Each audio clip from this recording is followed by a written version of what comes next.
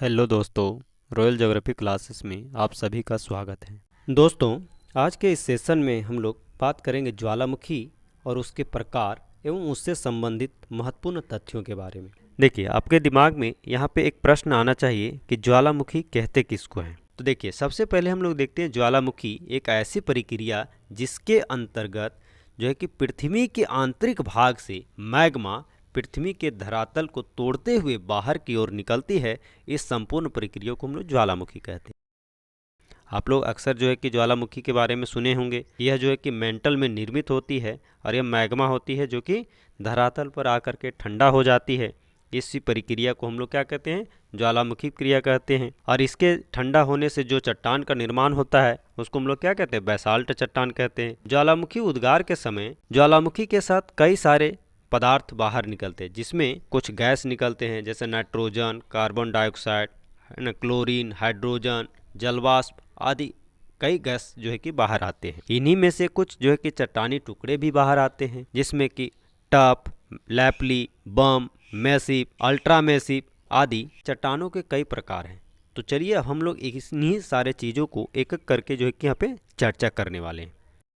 देखिए, पहला शब्द जो हमारा है टफ। जब धूल एवं राख घनीभूत होकर चट्टानों में बदल जाते हैं, छोटे छोटे चट्टानों के टुकड़ों में, तो इसे हम लोग टफ कहते हैं। दूसरा है लैपली। मटर के दाने के आकार के चट्टानी टुकड़ा, यानी छोटा चट्टानी जो टुकड़ा है मटर के दाना के जैसा होता है, उसको हम लोग लैपली कहते हैं। बम, इसका आकार लैपली की तुलना में बड़ा होता है और यह धरातल पर चट्टानी टुकड़ा के रूप में पाया जाता है। इसके बाद हम लोग देखते हैं मैसिव। यह वह आकृति होती है जिसमें ज्वालामुखी उद्गार से निकले चट्टान टुकड़ा जिसमें कि लोहा और मैग्नीशियम की प्रधानता होती है, इसी को हम लोग मैसिव कहते हैं। इसके बाद एक और शब्द आता है अल्ट्रा मैसिव। इसमें यह भी चट्टानी टुकड़ा ही होता है जिसमें सिलिकॉन और एल्युमिनियम की मात्रा अधिक होती है।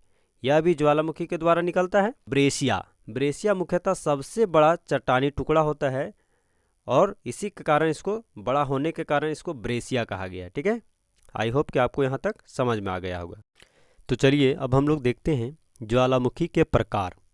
दोस्तों, ज्वालामुखी के उद्गार की प्रकृति तथा उद्गार की अवधि में अंतर के आधार पर ज्वालामुखी को निम्न दो प्रमुख वर्गों में विभाजित किया जाता है। पहला है ज्वालामुखी उद्गार के अनुसार वर्गीकरण और दूसरा है ज्वालामुखी उद्गार के अवधि के आधार पर वर्गीकरण। अब हम लोग ज्वालामुखी उद्गार के आधार पर देखते हैं तो इसे दो प्रकार में बांटा गया है। एक होता है केंद्रीय उद्गार और दूसरा होता है दरारी उद्गार।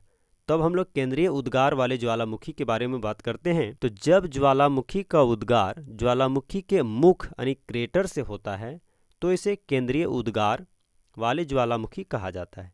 कहने का अर्थ यह हुआ कि जब कोई एक छिद्र के माध्यम से ज्वालामुखी मैग्मा लावा बाहर जब आती है उसे क्या कहते हैं? केंद्रीय उद्गार। जबकि दरारी उद्गार में एक लंबी दरार के रूप में फिशर इरप्शन होता है। इस प्रक्रिया को हम लोग जो है कि दरारी उद्गार कहते हैं। तो आई होप कि दोनों में अंतर आपको समझ में आ गया होगा। अब हम लोग केंद्रीय उद्गार के कितने प्रकार हैं उस पर अब हम लोग चर्चा करेंगे। ठीक है, केंद्रीय उद्गार वाले ज्वालामुखी को निम्न 5 भागों में वर्गीकृत किया जाता है।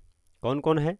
तो पहला हवाई तुल्य ज्वालामुखी, दूसरा स्ट्रम्बोली तुल्य ज्वालामुखी, तीसरा है विसुवियस तुल्य ज्वालामुखी, वाल्केनियन तुल्य ज्वालामुखी और लास्ट में है पिलियन तुल्य ज्वालामुखी। दोस्तों, हवाई तुल्य ज्वालामुखी का उद्गार बिल्कुल शांत तरीके से होता है। इसमें उद्गार बहुत धीमी गति से होता है और इसमें निकलने वाला लावा काफ़ी पतला होता है। इसे अग्निदेवी पिल्ली की केश राशि वाली ज्वालामुखी के नाम से संबोधित किया जाता है। यह मुख्य रूप से हवाई द्वीप जो है कि में होता है, इसीलिए इसे हवाई तुल्य ज्वालामुखी उद्गार भी कहा जाता है। इसके लिए मॉर्गन महोदय के द्वारा एक संकल्पना भी दिया गया है जिसका नाम है हॉट स्पॉट संकल्पना। इसी को हिंदी में कहते हैं गर्म स्थल संकल्पना। जिसमें बतलाया गया कि कोई भी महाद्वीप के बीच में जो ज्वालामुखी उत्पन्न होता है तो इस प्रकार के ज्वालामुखी क्रिया को हम लोग क्या कहते हैं? हवाई द्वीप ज्वालामुखी। ठीक है, इसका जो एक और उदाहरण है किलायू, मोनालोवा, मोनांकी, इसके अच्छे उदाहरण हैं। अब हम लोग चर्चा करते हैं, दूसरा है हमारा स्ट्रोम्बोली तुल्य ज्वालामुखी। स्ट्रोम्बोली तुल्य ज्वालामुखी भी अपेक्षाकृत शांत ही होता है। यह जो है कि मुख्य रूप से भूमध्य सागर में स्थित स्ट्रोम्बोली ज्वालामुखी को भूमध्य सागर के प्रकाश स्तंभ कहा जाता है और इसी के नाम पर इसका नाम स्ट्रोम्बोली ज्वालामुखी रखा गया। यह ज्वालामुखी भूमध्य सागर के उत्तर में एक द्वीप है सिसिली द्वीप, और इसी में एक छोटा सा द्वीप है लिपारी द्वीप, और यहीं पर यह स्थित है। और भूमध्य सागर का प्रकाश स्तंभ भी इसको कहा जाता है। तो आपको समझ में आ गया होगा कि भूमध्य सागर का जब भी प्रश्न पूछा जाए कि भूमध्य सागर का प्रकाश स्तंभ किसे कहा जाता है, तो आपको बताने में दिक्कत नहीं होनी चाहिए, स्ट्रोम्बोली तुल्य ज्वालामुखी। ठीक है, अब हम लोग देखते हैं तीसरा जो हमारा है वेसुवियस तुल्य ज्वालामुखी। इस ज्वालामुखी का उद्गार भयंकर विस्फोट के साथ होता है, साथ ही इसमें निकलने वाला लावा अपेक्षाकृत गाढ़ा होता है। वेसुवियस तुल्य ज्वालामुखी के उद्गार की आकृति गोभी के फूल के समान होता है। इस ज्वालामुखी का प्रथम अवलोकन पिल्ली महोदय के द्वारा किया गया था, अतः इसे पिलिनियन तुल्य ज्वालामुखी भी कहते हैं। अब हम लोग देखते हैं वाल्केनियन तुल्य ज्वालामुखी। इस ज्वालामुखी का उद्गार वेसुवियस तुल्य ज्वालामुखी की तरह ही होता है, परंतु इसमें निकलने वाला लावा वेसुवियस की तुलना में अधिक गाढ़ा होता है। कहने का मतलब है इसका उद्गार भी वेसुवियस की तरह ही होता है, लेकिन जो लावा होता है ये गाढ़ा होता है, परंतु उद्गार से निर्मित होने वाली आकृति गोभी के फूल के समान के जैसा ही होता है। अगला है हमारा पिलिनियन तुल्य ज्वालामुखी। इस ज्वालामुखी का उद्गार सर्वाधिक विस्फोट एवं विनाशकारी होता है। यह कैरिबियन द्वीप में स्थित माउंट पिली ज्वालामुखी तथा फिलीपीन का हबक हबक ज्वालामुखी इसका अच्छा उदाहरण है। इस प्रकार के ज्वालामुखी से निकलने वाला लावा एवं विखंडित पदार्थ ढाल के सहारे एवलांस की तरह प्रवाहित होते हैं, जिसे न्यू अर्दांते के नाम से जाना जाता है, जिसका शाब्दिक अर्थ होता है जलता हुआ बादल। अब हम लोग देखते हैं दरारी उद्गार वाले ज्वालामुखी। जब ज्वालामुखी उद्गार से निकलने वाला लावा ज्वालामुखी के केंद्रीय मुख से ना निकलकर दरारों के माध्यम से बाहर निकलता है, तो ऐसे ज्वालामुखी उद्गार को दरारी ज्वालामुखी उद्गार कहा जाता है। इस प्रकार के उद्गार भूगर्भिक इतिहास काल में क्रेटेशियस युग में संपन्न हुए थे।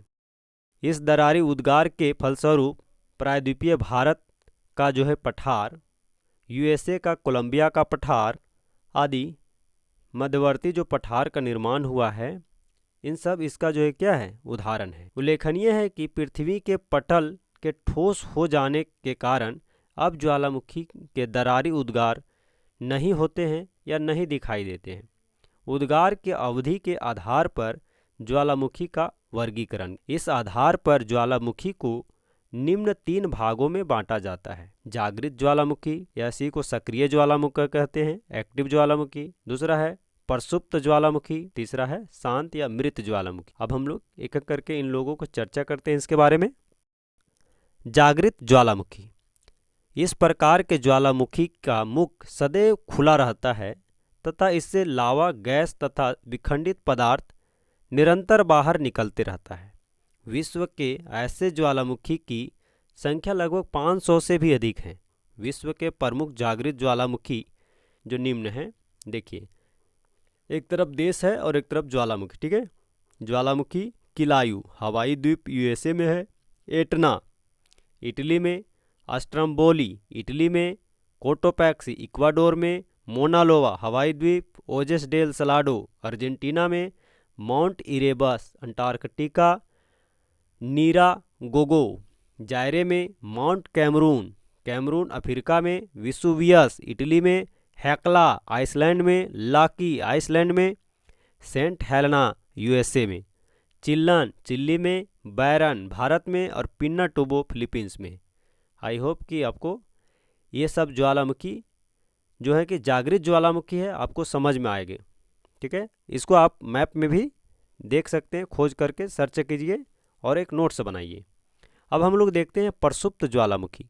ऐसे ज्वालामुखी जो एक लंबे अंतराल के बाद उसका उद्गार होता है ना, अचानक सक्रिय हो जाता है। इस प्रक्रिया वाले ज्वालामुखी को हम लोग क्या करते हैं प्रसुप्त। कहने का मतलब है कि ये कुछ समय तक शांत रहता है लेकिन अचानक विस्फोट हो जाता है। इस एग्जाम्पल के रूप में देखिए, इटली का जो है कि चिम्बारेजो, उसके बाद जापान का फ्यूजियामा, इंडोनेशिया का क्राकाटोवा तथा भारत का नारकोंडम, ये प्रसुप्त ज्वालामुखी के उद्गार हैं। अब हम लोग शांत ज्वालामुखी के बारे में जानते हैं। वैसा ज्वालामुखी जिसे अब किसी भी प्रकार के उद्गार संभव नहीं होता है या पूर्ण रूप से शांत हो जाता है, यानी कि मर जाता है, तथा जिसके मुख पर जल के जमा हो जाते हैं और इसमें जल जमा होने से झील का निर्माण हो जाता है। इस प्रकार के ज्वालामुखी को हम लोग शांत ज्वालामुखी कहते हैं। ईरान का जो देवमंद है ना, तथा कोस ए सुल्तान, तथा म्यांमार का पोपा और तंजानिया का किलीमंजारो और अर्जेंटीना तथा चिली की सीमा पर स्थित एकांकागुआ इसके अच्छा उदाहरण है। आई होप कि आपको सक्रिय ज्वालामुखी, प्रसुप्त ज्वालामुखी और शांत ज्वालामुखी में अंतर समझ में आ गया होगा। ज्वालामुखी क्रिया के कारण धरातल के ऊपर एवं धरातल के नीचे कई विशिष्ट प्रकार के स्थलाकृतियों का निर्माण होता है। इन दोनों स्थलाकृतियों को इनकी स्थिति के आधार पर निम्न दो प्रमुख भागों में बांटा जा सकता है। पहला है आंतरिक स्थलाकृति और दूसरा है बाह्य स्थलाकृति। आंतरिक स्थलाकृतियों में निम्न स्थलाकृतियां प्रमुख हैं, जैसे में बैथोलिथ। आंतरिक भागों में निर्मित यह सबसे विशाल आकृति है जो ग्रेनाइट एवं गुंबदकार निक्षेप होता है। उल्लेखनीय है कि आंतरिक स्थलाकृतियों में निर्मित यह सबसे विशाल स्थलाकृति होता है। अब दूसरा हमारा है लोकोलिथ। यह भी एक गुंबदकार निक्षेप होता है जिसका निर्माण अवसादित चट्टानों में मैग्मा के जमा से होता है। इसकी ढाल उत्तल होगी, ठीक है, इसका ऊपर का जो ढाल होगा उत्तल होता है। अब हम लोग अगला देखते हैं, तीसरा लोकोलिथ। जब मैग्मा का जमाव धरातल के नीचे अवतल ढाल के रूप में होता है तो इसे लोकोलिथ कहते हैं। अगला देखिए फैकोलिथ। जब मैग्मा का जमाव मुर्दार पर्वतों की अपनति तथा अभिनति में होता है तो ऐसे ज्वालामुखी को क्या कहते हैं? फैकोलिथ कहते हैं। सील। जब धरातल के नीचे मैग्मा का जमाव दो परतदार चट्टानों के बीच क्षैतिज परत के रूप में होता है तो इसे सील कहा जाता है। डाइक। जब मैग्मा का जमाव सील के विपरीत लंबवत होता है तो इसे डाइक कहा जाता है। तो चलिए अब हम लोग चर्चा करते हैं ज्वालामुखी के द्वारा निर्मित बाह्य स्थलाकृतियों के बारे में। दोस्तों, जब ज्वालामुखी का उद्गार होता है तो इसमें स्थलाकृति पर कई प्रकार की स्थलाकृतियों का निर्माण होता है। इन्हीं स्थलाकृतियों को हम लोग आगे भी चर्चा करेंगे। तो इनमें प्रमुख स्थलाकृति हैं लावा शंकु। ज्वालामुखी उद्गार से निकलने वाले केवल लावा के जमाव को लावा शंकु के नाम से जाना जाता है। अगर लावा में सिलिका की मात्रा अधिक होती है तो ऐसे शंकु को अम्लीय लावा शंकु एसिड डोमाइन के नाम से जाना जाता है। और अगर लावा में सिलिका की मात्रा कम होती है तो इसे पैठिक लावा शंकु के नाम से जाना जाता है। पैठिक लावा शंकु की ढाल अम्लीय लावा शंकु की अपेक्षा कम होती है। आई होप कि आपको पैठिक लावा और जो है कि अम्लीय लावा में अंतर समझ में आ गया होगा। तो चलिए अब हम लोग देखते हैं सिंडर शंकु। जब ज्वालामुखी के उद्गार से निकलने वाले विखंडित पदार्थ और राख से शंकु का निर्माण होता है तो ऐसे सिंडर शंकु के नाम से जाना जाता है। अब देखिए हम लोग देखते हैं अगला मिश्रित शंकु। जब ज्वालामुखी उद्गार से निकलने वाला लावा शिलाखंड एवं राख की एक के बाद एक परत बनती जाती है तब इस बने हुए निर्मित शंकु को मिश्रित शंकु के नाम से जाना जाता है। कहने का मतलब यह हुआ कि जब ज्वालामुखी उद्गार हो रही है तो उससे निकलने वाला जो लावा है, शिलाखंड है एवं और राख धूल वगैरह जो भी हैं उसका एक परत के रूप में जमा होता है तो उसे मिश्रित शंकु का निर्माण। अगला है लावा लव शंकु। केंद्रीय उद्गार अथवा दरारी उद्गार से लावा के निकलते समय उसमें गैस के रह जाने के कारण बुलबुलों का निर्माण होता है और जब अनेक बुलबुला एकत्रित होकर फट जाते हैं तो उससे निर्मित शंकु को लावा लव शंकु के नाम से जाना जाता है। अगला है सील्ड शंकु। बेसाल्ट लावा के कारण इस शंकु का निर्माण होता है। इस शंकु की ऊंचाई कम होती है क्योंकि लावा पतला होता है और यह पतला होने के कारण दूर तक फैलता है। इससे निर्मित जो मिट्टी है, जिसको हम लोग काली मिट्टी कहते हैं, भारत में प्रायद्वीपीय पठार पर काली मिट्टी का निर्माण इसी प्रकार के ज्वालामुखी लावा से हुआ है। आई होप कि आपको यह स्पष्ट हो गया होगा। अब हम लोग देखते हैं परपोषित शंकु। परपोषित शंकु ऐसा शंकु होता है जो लावा के लिए दूसरे शंकु पर आश्रित होता है। अमेरिका के माउंट शास्ता में सस्तीनो जो है कि शंकु इसका अच्छा उदाहरण। अब हम लोग देखते हैं मेसा एवं बूटी। मेसा एक स्पेनिश भाषा का शब्द है जिसका तात्पर्य होता है मेज।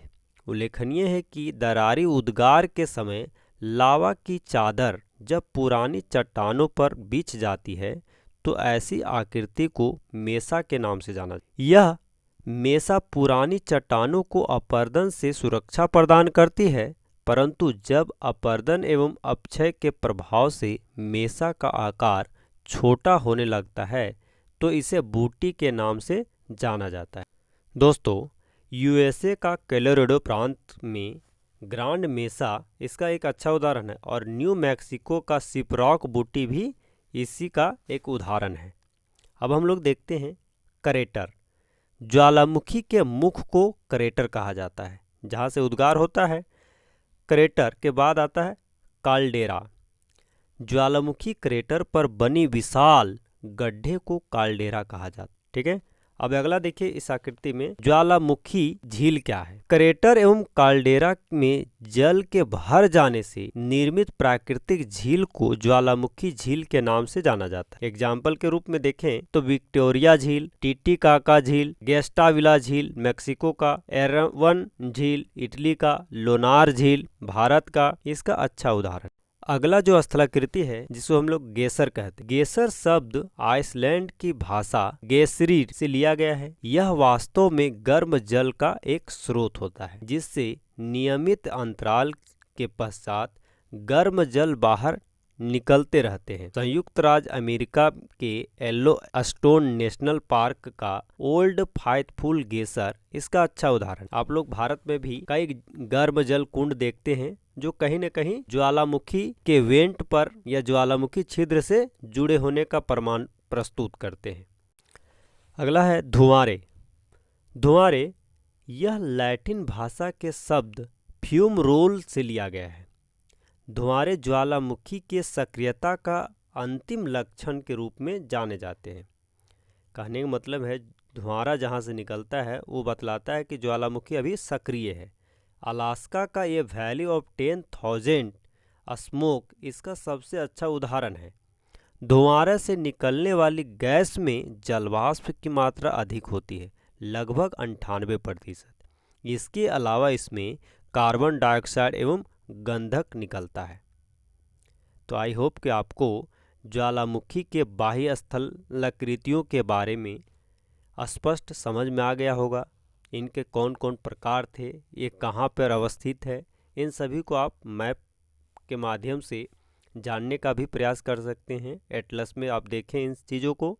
अब हम लोग बात करते हैं ज्वालामुखी का विश्व वितरण। प्लेट विवर्तनिकी के आधार पर ज्वालामुखी छिद्र को निम्न 4 भागों में बांटा गया है। पहला है परिप्रशांत पेटी, दूसरा मध्य महाद्वीपीय पेटी और तीसरा है मध्य अटलांटिक पेटी और अंतिम है इसको कहते हैं अंतर प्लेट ज्वालामुखी। अब हम लोग बात करते हैं परिप्रशांत पेटी के बारे में। दोस्तों, यह पेटी विश्व का सबसे बड़ा ज्वालामुखी का क्षेत्र है जिसके अंतर्गत प्रशांत महासागर के चारों ओर के क्षेत्र शामिल किया जाता है। इस पेटी का विस्तार जो है अंटार्कटिका के इरेबस से शुरू होकर दक्षिण अमेरिका एवं उत्तरी अमेरिका के पश्चिम तट के सहारे मध्य अमेरिका को छोड़कर उत्तर में अलास्का तक एवं इसके पश्चात रूस के कमचटका प्रायद्वीप होते हुए जापान एवं दक्षिण पूर्व द्वीप समूह तक विस्तृत। इस पेटी में लगभग विश्व के 2/3 ज्वालामुखी आते हैं। परिप्रशांत पेटी विनाशात्मक प्लेट सीमा का क्षेत्र है और इस पेटी को प्रशांत महासागर की अग्निवलय रिंग ऑफ फायर भी कहा जाता है, क्योंकि यहाँ पर ज्वालामुखी के जो आग की लपटें उठते रहती है तो इसको देखने से लगता है जैसे रिंग में चारों तरफ से आग लगा हुआ है। इसी पेटी के अंतर्गत जापान को भूकंपों का देश कहा जाता है। तो आई होप कि आपको परिप्रशांत पेटी के बारे में स्पष्ट समझ में आ गया होगा। अब हम लोग देखते हैं मध्य महाद्वीपीय पेटी। यह विश्व का दूसरा सबसे बड़ा ज्वालामुखी का क्षेत्र है। इस पेटी के अंतर्गत या इसके अधिकांश ज्वालामुखी विनाशात्मक प्लेट सीमांत के अंतर्गत आते हैं, क्योंकि यहाँ पर यूरेशियन प्लेट एवं अफ्रीकी प्लेट तथा यूरेशियन प्लेट एवं भारतीय प्लेट का अभिसरण होता है। कौन कौन? यूरेशियन प्लेट, अफ्रीकी प्लेट और यूरेशियन तथा भारतीय प्लेटों का अभिसरण होता है।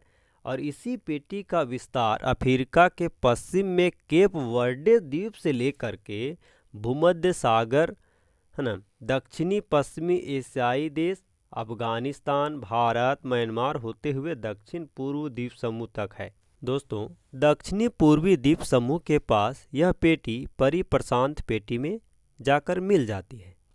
यूरोप के ज्वालामुखी भारत के ज्वालामुखी पेटी इसी का अंग है ना, इसी के भाग हैं।